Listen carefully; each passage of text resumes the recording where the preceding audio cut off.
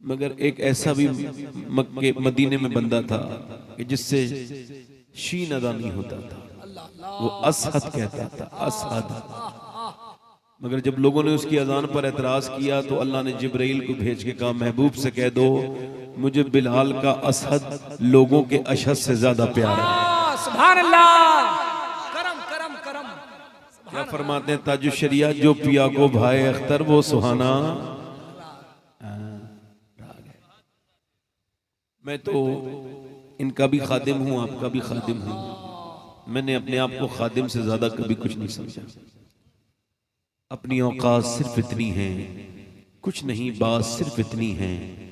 कल भी टुकड़ों पे उनके पलते थे और अब भी टुकड़ों पे उनके पलते हैं। किसी ने आला हजरत से पूछा, आप पर क्या है? फरमाते हैं, फकीर के पास ना इल्म है ना अमल है। ये भाई जरा बात ना करो, जरा सुन लो।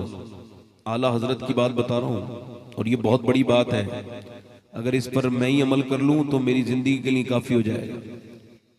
फरमाते हैं, फकीर के पास ना इल्म है ना अमल है। फिर फरमाते हैं अल्हम्दुलिल्लाह। फिर फरमाते हैं सुम्मा अल्हम्दुलिल्लाह, यानी एक मुजद्दिद का सुम्मा अल्हम्दुलिल्लाह कहना, यानी बात को फिर से कहना। फरमाते हैं कि सुम्मा कहना ये आम बात नहीं, जो लोग अरबी जानते हैं उनको पता है कि सुम्मा कहाँ कहा जाता है। जैसे कुरान में कहा गया कल्ला सौफा तालमून, फिर कहा गया सुम्मा कल्ला सौफा तालमून, जान लोगे। फिर कहा हाँ फिर जान लोगे। तुमने ये जो माल जमा करके रखा है। तो आलत फरमाते हैं अल्हम्दुलिल्लाह सुम्मा अल्हम्दुलिल्लाह। फकीर के पास फरमाते हैं न इल्म है न अमल है, मगर अल्हम्दुलिल्लाह सुम्मा अल्हम्दुलिल्लाह। फकीर के दिल में किसी मुसलमान का हसद नहीं है। वाह वाह वाह, हसद नहीं, वाह वाह, क्या कहने, वाह। ये आला हजरत की हमारे लिए बहुत बड़ी तालीम है। ए भाई जरा खामोश रहो।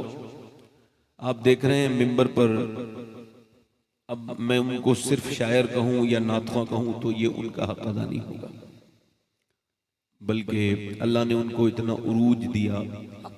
और एक ऐसा मुनीर नियाजी ने कहा था, है जिसके बाद अहदे ज़बाल आशना मुनीर, इतना कमाल हमको खुदा ने नहीं दिया। तो अल्लाह ने उनको ऐसा कमाल दिया कि जिसको अभी तक कोई ज़बाल नहीं है, और इंशाअल्लाह वो ज़बाल तक उन तक ज़बाल आएगा भी नहीं, चूँकि उन्होंने एक आशिक़ रसूल को अपना मशअल राह बनाया है। तो हम सब के लिए बड़े हैं और सादतमंदी है कि वो तशरीफ़ रखते हैं जनाब शायर इस्लाम बड़े भाई असद इकबाल साहब क़िबला। और इस उड़ीसा के उभरते हुए शायर जिन्होंने उड़ीसा की पहचान इस माना कर भी कराई है कि उड़ीसा में सिर्फ शायर पढ़ने नहीं आते हैं, उड़ीसा वाले भी यूपी में, बंगाल में, बिहार में पढ़ने जाते हैं। जनाब शाहनवाज हसन, अल्लाह ने उनको, और मुझसे पहले जो तकरीर हुई है हजरत अल्लामा सखावत साहब क़िबला की, मैं बड़ा खुश हुआ हूँ। तो उनकी तकरीर से मुझे बड़ा अच्छा लगा। सबसे बड़ी बात जो उन्होंने तकरीर की है वो अपनी जगह है, मगर चीज़ों को बड़े अच्छे से माशाअल्लाह उन्होंने बयान किया, दिल लगा मेरा। अल्लाह ताला उनकी गुफ्तगू पे हम सबको अमल की तौफीक अता फरमाए और उनको खूब दुनिया आखिरत की बरकत है। अच्छा, आप लोग जरा सुभान अल्लाह बोलने में थोड़ा कंजूसी कर रहे हैं। सुभान अल्लाह। अच्छा, सुभान अल्लाह कहने से 90 नेकियां मिलती, कितनी मिलती है बताएं? 90 कितनी मिलती हैं? और याद रखें कि एक नेकी माँ भी अपने बेटे को नहीं देगी, और आपको ये 90 मिल रही है। और अगर कम लग रही है तो मैं बढ़वा भी सकता हूँ। मैं दुआ करूंगा कि अल्लाह आपको मक्का दिखाए, तो फिर मक्के में एक नेकी 1 लाख के बराबर हो जाती है। ये माशाल्लाह, मैं जब आया हूँ तब भी 2-3 लड़कों ने मुझसे कहा है। तो मेरा, हालांकि आज मेरा प्लान नहीं था, बड़े बड़े शोरा हैं, मगर मैं सैयदा, चूंकि ये उम्महातुल मोमिनीन कॉन्फ्रेंस है तो हाँ, तो वो तो मैं उस पर तो बात करूंगा, मुझे पता है। मगर मैं अब उस माँ की शान में 2-3 शेर पढ़ रहा हूँ कि कायनात में उससे दूसरी बड़ी माँ कोई पैदा नहीं हुई।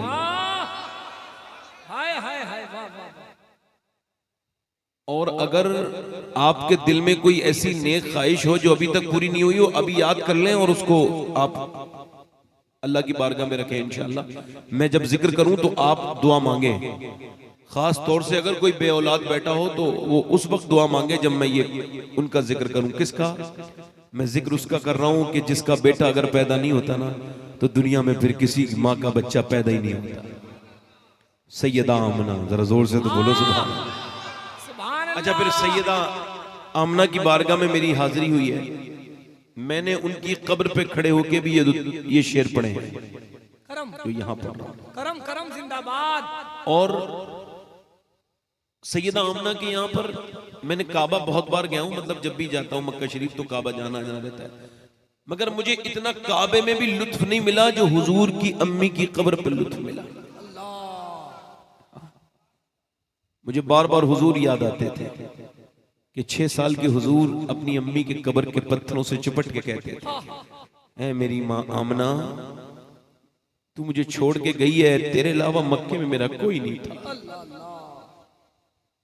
मुझे आज भी वो सैयदा आमना की बारगाह में 2-3 शेर पढ़ता हूँ।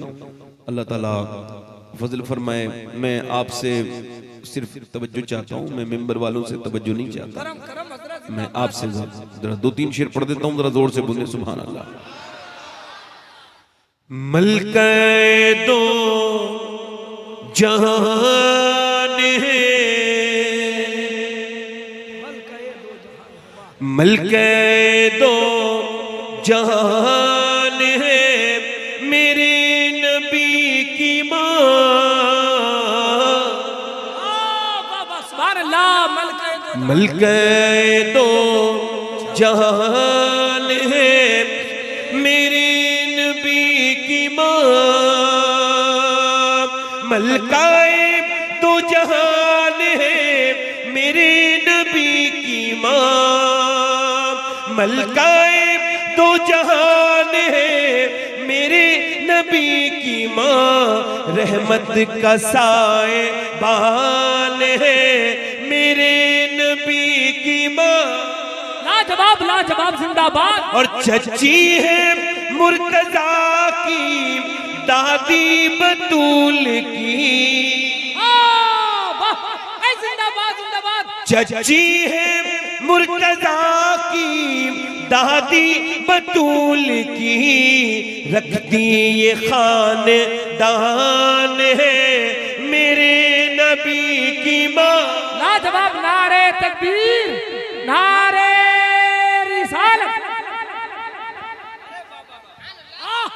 एक रिश्तेदार ही रिश्तेदार की बात कर रहे हैं। वाह, लाजवाब लाजवाब। खानदाने अहले बैत। अच्छा, सब लोग अपनी अम्मी को क्या कहते हैं? अम्मी जान कहते हैं ना, बड़े सगीर में कहते हैं। क्या कहते हैं? अम्मी जान। और अम्मी जान होती भी है। ये लफ्ज जो दूसरी जगह इस्तेमाल होता है आफत जान के मुतरादिफ, असल तो जान माई होती है। सबकी माँ सबकी क्या होती है बोलो? जान। अल्लाह करे तो ये शेर आप समझ जाए। कहते हैं अपनी माँ को सब बच्चे अम्मी जान। कहते हैं अपनी माँ को सब बच्चे अम्मी जान। सोचो कि किसकी जान है, मेरे नबी की माँ। वाह वाह वाह। जिंदाबाद जिंदाबाद। सैयद साहब जिंदाबाद।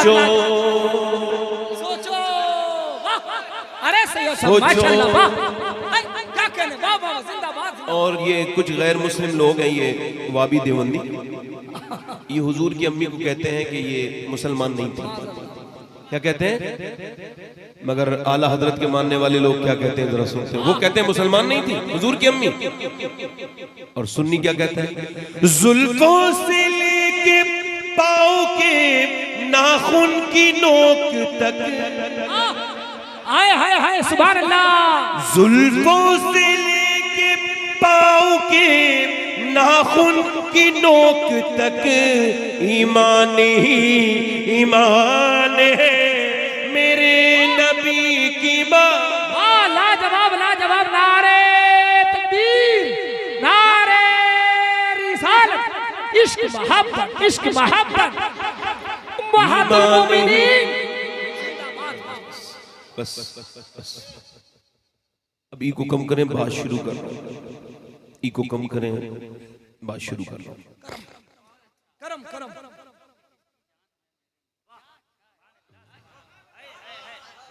नहीं, शेर वाकई में अच्छा है। असद भाई ने दाद दिए तो शेर वाकई में अच्छा है, ऐसा नहीं है।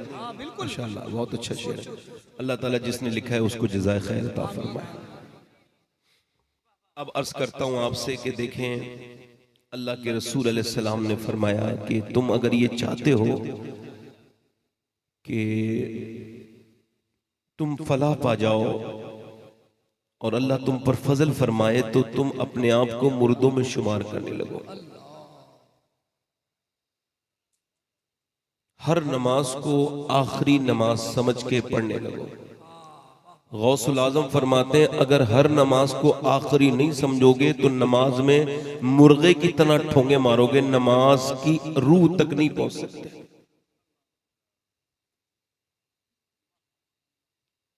अच्छा, कौन सा हादसा ऐसा हो जो आपकी जान ले ले, ये आपको भी नहीं पता है और मुझको भी नहीं पता है। आज तक मौत ने किसी से ओटीपी फील नहीं करवाया कि भाई आपने अब मरना है। मौत मौत है, जबरदस्त किस्म का झटका है। लोग कहते हैं मैं मरते मरते बच गया, मैं इसको थोड़ा पलट के कहता हूं कि मरते मरते तो आज तक कोई नहीं बचा, बचते बचते सारी दुनिया मर जाएगी।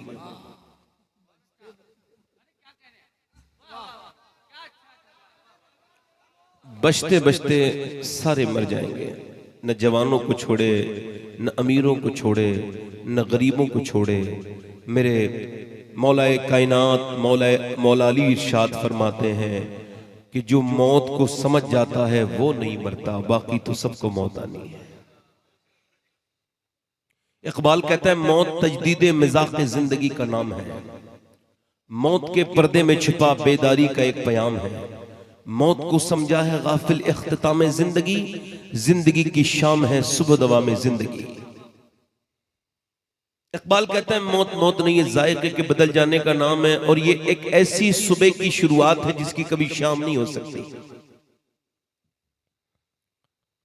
अभी जो कोरोमंडल में हादसा हुआ, ट्रेन आपस में टकरा गई, तो जब उनके बारे में इत्तला हुई तो बताया गया कि लाश लेने के लिए लोग अस्पताल के बाहर थे और उनके मरने वाले भी अस्पताल में थे, मगर लाशों की यह हालत थी कि लोग अपनी लाशों को पहचान नहीं पा रहे थे। काट काट करके निकाला गया है डिब्बों से। माँ खड़ी है, बेटा खड़ा है, मेरा बेटा यहीं पे इसी ट्रेन में इंतकाल किया है, मगर वो खड़ा है ढूंढ रहा है, मगर बाप को उसका बेटा नहीं मिल रहा है। मौत तो मेरे भाइयों आनी है। अल्लाह के प्यारे रसूल ने एक जगह इस्तंजा फरमाया है और फरागत हासिल की है। हर वक्त बावुजू रहना ये सुन्नत है। तो करीब में पानी है, हुजूर ने उस पानी से तयम्मुम करना, वुजू करना है, मगर कुरान में आया जब पानी न हो तो तयम्मुम, तो हुजूर ने मगर फिर भी तयम्मुम किया, पानी सामने था। हजरत अब्बास अर्ज करते हैं, हुजूर के चचा या रसूल अल्लाह, ये सामने पानी है, ये हिकमत समझ नहीं आई, ये आपने जो तयम्मुम किया है, ये इसके बारे में इरशाद फरमाए। मेरे हुजूर की आंखों में आंसू आ गए। फरमाया, मेरे चचा, मुझे उस पानी तक पहुंचने की उम्मीद नहीं है और मैं अपने रब की बारगाह में बेवुजू हाजिर नहीं होना चाहता, इस वजह से मैंने तयम्मुम कर लिया है। हालांकि हुजूर की ये भी पता है मैं कब मरूंगा और आप कब मरेंगे। अगर हुजूर बेवुजू भी हाजिर नहीं होना चाहते तो क्या हम बगैर तौबा के जाएंगे, बगैर नमाज पढ़े दुनिया से चले गए तो क्या होगा? बगैर तौबा की ये दुनिया से चले गए तो क्या होगा? जब आप गुस्ल करते हैं आपका जिस्म धुलता है, मगर जब आप रोते हैं तो आपका दिल धुलता है। आंसू तब निकलते हैं जब दिल को धोखे आते हैं, मगर तो हमने रोना छोड़ दिया और लोग नौजवान मौत को भूल गए। खुदा ना करे, अल्लाह ना करे, मौत तो आनी है, मगर अगर मौत आई और ईमान पर ना आई तो क्या होगा? और ईमान किसी के बाप की जागीर नहीं, अल्लाह के फजल और उसके करम का नाम है।